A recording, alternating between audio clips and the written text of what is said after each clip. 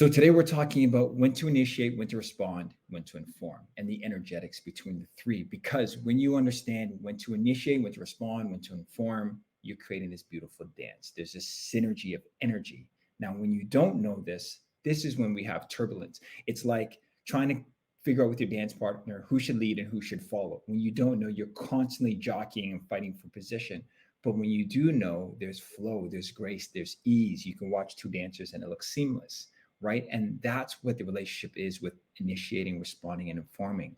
When you know it, your dance is easy and flows. When you don't, you're constantly fighting, trying to figure out what direction and which should go first.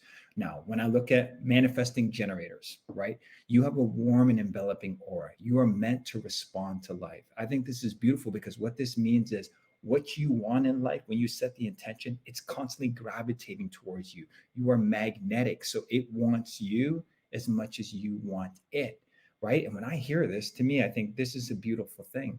It means you don't have to chase and go after what you want. And usually people would appreciate that. That means like what I want, if I set my intention, right, and it's clear, will come towards me. However, because of conditioning and programming, this is easier said than done. There's discomfort in the waiting because we feel like, oh, if I'm waiting, I'm not being productive.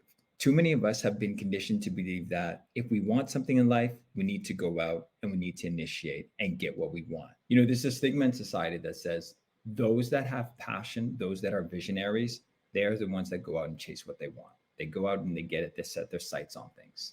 Now, to me, this can't be further from the truth. You can't put a blanket approach on everyone and say that's the way that everyone should operate. You take manifesting generators, we know that they're meant to respond to life, right? Generators as well. You're meant to respond to life. You have a warm and enveloping aura, meaning what you want is constantly being drawn towards you. You're not meant to constantly just go out and chase everything that comes at you.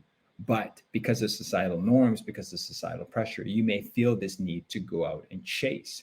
The reality is, when we create this norm, this societal norm, we're creating space for people to live out of alignment. And then you'll have a number of people, especially manifesting generators and generators, going out, initiating things, acquiring things that are supposed to make them happy, only to realize that what they went out to acquire and what they went out to get doesn't truly make them happy in the long run. You know, in order for us to experience true happiness, we need to start living the life that we were meant to live. And the first step is awareness, right? The first step is awareness, right? And when you have awareness, you understand this is my design and this is how I'm supposed to respond to life, right? And when you know this, manifesting generators, you know that the chase is over, right? You're washing away this need to go after and chase things in order to make you happy. And you're paying attention to what's being pulled towards you and what's in your immediate surroundings, right? When we don't know that life is bringing towards us what we need, we constantly have our sights set on something that's far out in the horizon. But if we understand that, okay, life is constantly bringing towards me what I need because I've been enveloping in magnetic aura, then I start to look at what's happening in my immediate surroundings. What people, places, and circumstances are constantly being drawn towards me? What am I already doing that's lighting me up and making me happy and making me fulfilled? You know, a warm and enveloping aura pulls life towards you. The sense of your aura is what's appealing, meaning what you want is drawn to you. It's attracted to you. It's searching for you. That's the relationship that you have with life. You know, I think of a flower and a bee, like just the same way a flower's scent and color can have a particular appeal towards bees and draws them towards the flower. Your energy and your aura has the same effect towards your desires and what you're calling in. You know, so energetically, when we set our intention on what we desire, we'll notice that what we desire also desires us and it's coming towards us. And if you pay attention to the signs, symbols, and synchronicities, you'll start to see it. You know, so my manifesting generators, I ask you to almost take a step back from whatever you're doing, set the tension for what you want, and start to see what shows up in your surroundings. Start to pay attention to the people, the places, the circumstances that are surrounding you, right in front of you. You know, it can be something as subtle as something as you're already working on, something that you're reading, something that you love to do in a pastime, hobbies that you have, you know, places that you like to go that really genuinely light you up. And I'm talking about things that make you happy from an authentic place. You could spend hours doing it and it feels like you spent a few minutes doing it, right? You lose time doing it and you actually gain energy doing it. It's through those experiences, it's through those people, it's through those places, it's through those situations that you're going to start to align with your truth and what you're meant to do in this lifetime. And for me, this is why I see responding as an art form. You're learning to trust yourself. And when you understand your human design, you're learning to pay attention to your strategy and your authority. And by doing that, you're having faith that as I align with my truth, as I align with my instinct, as I align with my design, what's meant for me will come for me when I'm ready to receive it. And that's a beautiful thing because it doesn't require you to chase, because without unwavering doubt that what's meant for you will constantly come towards you when the timing is right. And you could say this in affirmations. I think it's empowering to say, I give myself permission to wait and respond to life. And I trust that what's meant for me will come for me when the timing is right. And I think this is an important topic because we often don't know what to respond to in life. And because of the programming and conditioning, we feel that I need to initiate and take action so I don't miss out on what's coming for me. And there's a sense of scarcity there, right? Because it's saying that there's not enough out there for me to have as well. So then you have people moving from a place of scarcity and fear. And if we're initiating from a place of scarcity and fear, we're already moving in the wrong direction. And that's why I say it's so imperative for us to almost take a step back, right? Shift from this fear-based mentality, this lack and scarcity mentality, to a place and belief, knowing that, well, what's out there is enough. There's an abundance out there for me. So as I set the intention and as I'm prepared to receive it, it will come for me, right? I can't be in a place of receiving if I'm constantly chasing. And that's the beauty about responding. As I sit back and I wait and I receive, or I open myself to receive, what's meant for me will come for me. We have to remember that when you initiate for the wrong reasons, a few things happen. A, you block your energy from being used efficiently. B, you tie up your energy or burn out because your energy is being depleted. But C, you experience frustration because your energy is being used incorrectly. So rather than initiating from this place, we want to be patient and we want to make sure that the choices we make are rooted in alignment. For as long as I can remember, I was always told if you want something in life, if you want to be successful, you need to go out and get it. You need to chase it. You need to make it happen. And I've mentioned this in podcasts before, but what it does is it creates this sense of fear because it also makes me feel that there's not enough of what I want. So I really need to chase it and make sure I get it soon and quickly. What's motivating me is fear. There's a scarcity there. And when you understand your energy, you also understand that you don't want to move from a place of scarcity and fear. I just realized that I was never really taught to set an intention for something that I wanted and learn also to respond to life, right? Life has this energetic movement, which can be very beautiful. But if you're constantly chasing out of fear, then the energy that you encompass is fear. And when you encompass fear, you create more fear. So then your experiences are going to feel like, well, I need to go out and chase because you become fearful and you're in this, it's like a self-fulfilling prophecy, right? I feel like I'm not going to have enough. So I go out and chase. And even though I know I should respond to life, I go out and chase because I feel I'm not going to have enough. And then I call in more fear because my vibration that I embody is fear. The Hermetics have a teaching as above, so below, as below, so above. What you are and what you impress on your subconscious is going to be expressed in your outside world and it'll be mirrored back to you and reflected back to you. And you'll have encounters in people, places, and circumstances that match that fear, that belief. So if I embody fear and scarcity, and if I embody and I align with the belief that I need to chase what I want, otherwise I won't get it. I need to go after what I want, otherwise it won't be given to me. Then I'm going to create circumstances in my life that will reflect that belief. I feel like this is a beautiful thing for us to step back and look at because it's saying you have this aura, you have this design, you have this energy that is bringing things towards you. But you also have to attune to the frequency of your design. And as you attune to that frequency and you shift your belief, what you believe will be given to you as above, so below, as below, so above.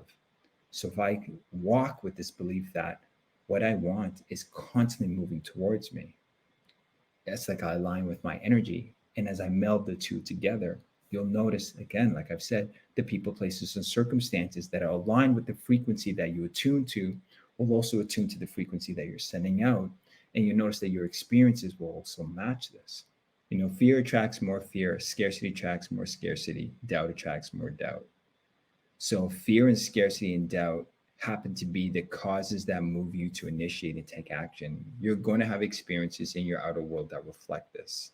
So what we need to remember is that your true self is not fearful. Your true self and your higher self are aligned with divine intelligence or the universe. Whereas your false self, your small self, makes decisions from a place of fear, doubt, scarcity, and lack.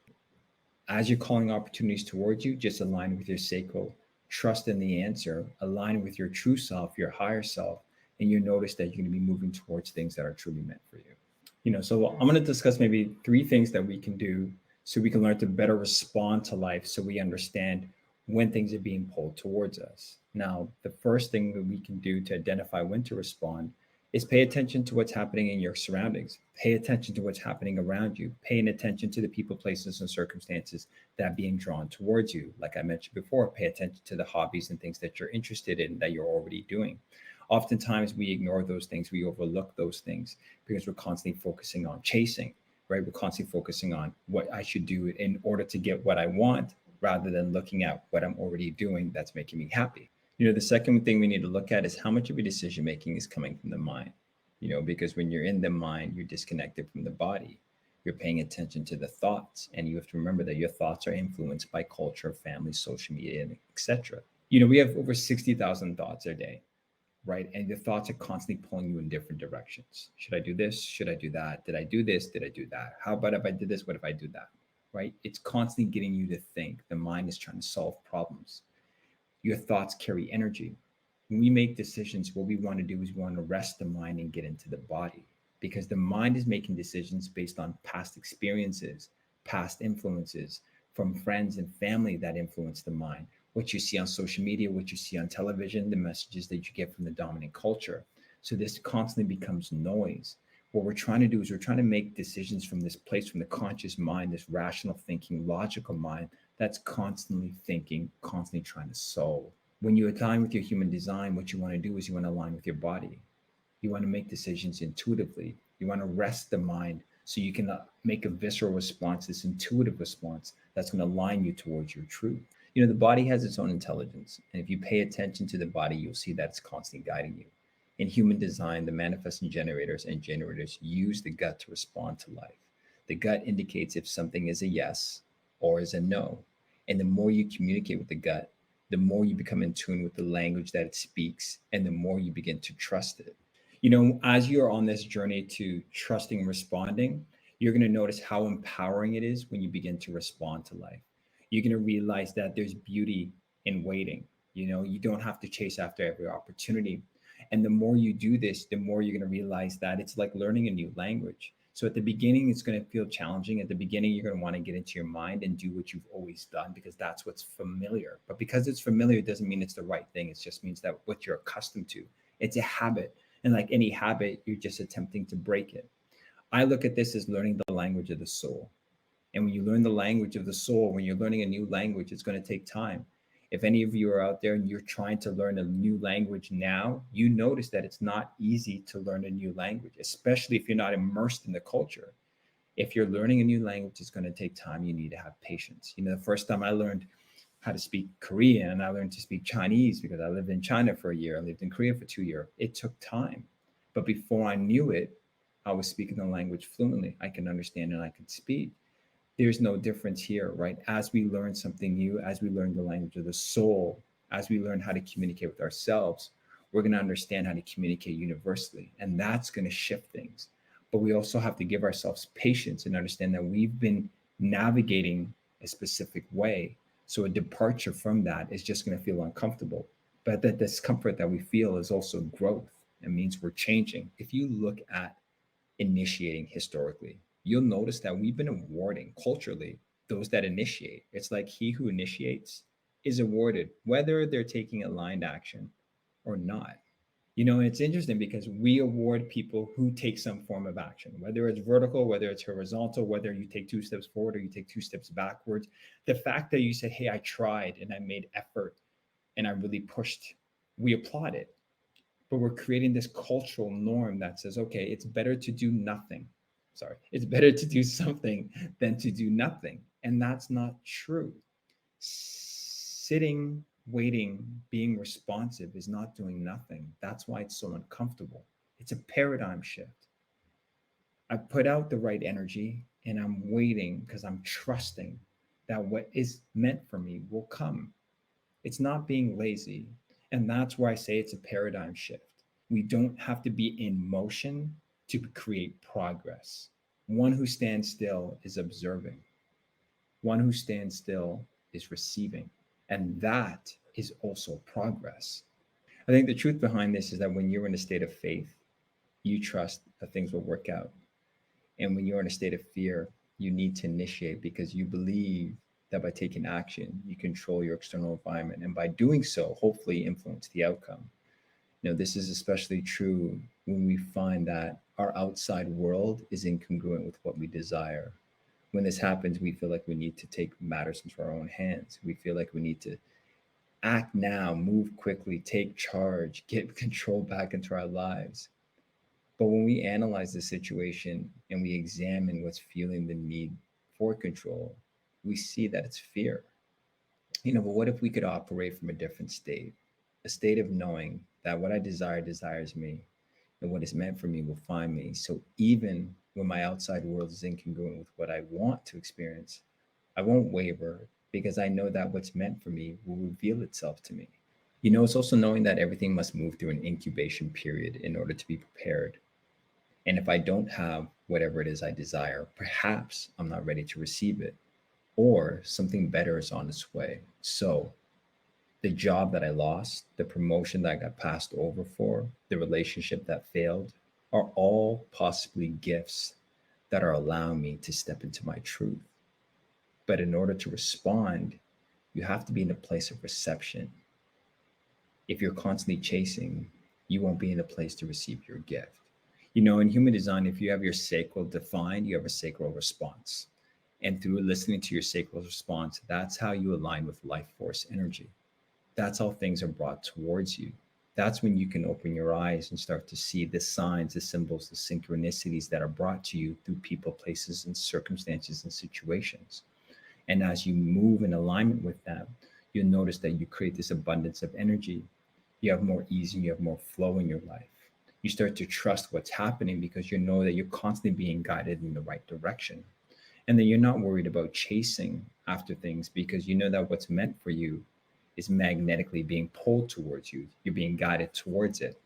And this is when we experience flow.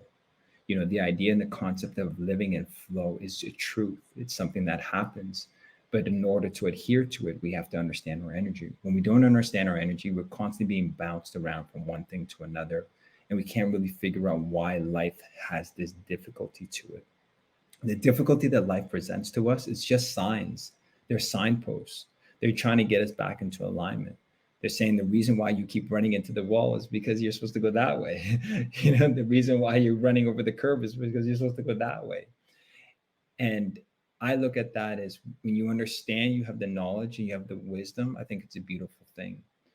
Anyone who's experimenting with your design, especially as a manifesting generator or a generator, if you've been initiating your whole life and you found that sometimes you run into the wall, I think this is a beautiful thing because you're also gaining wisdom.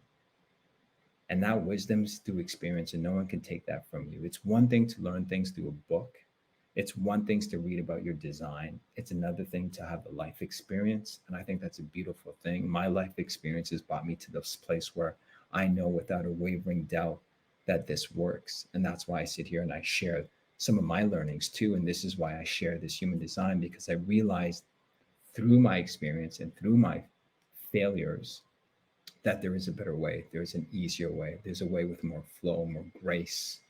But it's a transition and everything's transitional. So it's about transitioning from what you've known, what you've been conditioned to believe, what you've been programmed to believe, what people have taught you, to something that's new. And it is foreign at the beginning, but anything new, like learning a language, is new at the beginning until you know how to speak the language fluently. So in human design, if you have your sacral defined, you have a sacral response. And as you align with your sacral response, you tap into your life force energy. And that's when you tap into this abundance. And that's when you have the energy to do what you want and you can bring towards you what you desire. When you're aligned with your sacral response, that's when you want to pay attention to signs, symbols, synchronicities that are going to come towards you through people, places, and circumstances. It could be something that you read, it could be something that feedback that you got. It could be something that someone says to you. It could be a place that you go to. It could be something that you're working on. You'll notice that as you follow these intuitively, they lead you to other things that feel right for you. And I'll tell you this, when you are doing something that you're energetically meant to do, you have this abundance of energy. You feel like, you could do this for several hours and time would just fly by. When you're doing something that energetically is out of alignment for you, it feels energy draining. And if anyone has been doing something that they know, like they question it, but they know that they feel so fatigued, burnt out, and tired, but then when they do something else, they feel lit up, that's an indication that this is something I should be doing that lights me up. This is something that I shouldn't be doing. But what we often do is we try to intellectualize the thing that doesn't light us up. And we say, well, this would make my family happy. This would pay the bills. This would give me financial success. This would give me respect and title. This would get me the new car, the bigger house, the blah, blah, blah, the material gain. So we do the energy depleting things. Trust me when I say the energy depleting things leads to frustration, bitterness, anger, resentment, dis-ease. When we do the thing that lights us up, it leads to joy, it leads to abundance, it leads to happiness, it leads to love, and it leads to you living your design. And when you're living your design, that's when you create other opportunities. It becomes this domino effect. And then by doing this, you begin to understand the language of your body. So you can pick areas where you can apply this. You can begin to apply this to areas in your life where you feel confused, or you feel like you're encountering the most resistance, or areas where you feel stuck, or you feel like you're being reactive, or you're acting out of fear and limited beliefs. Again, human design is an experiment. There's no right or wrong way to do it. It's about aligning with what's right for you based on where you are on your journey, on your path. But from a manifesting generators, I often say, continue to experiment, continue to apply this to areas where you're feeling resistance, continue to pay attention to what lights you up and what drains your energy. And if you are feeling resistance, always question where that's coming from. Sometimes consciously we try to make sense of something that's buried in our subconscious. And it's a matter of just giving yourself time to reframe, shift, and reprogram, right? A lot of the conditioning that we have has been getting us to get the results that we have thus far. But perhaps it's about trying something new. When we try something new and we tap into who we truly are, that's when we make these significant changes. That's when we make these significant shifts in our life. Thank you again for listening. I hope you guys enjoyed it. Please feel free to comment, like, and subscribe. Thank you.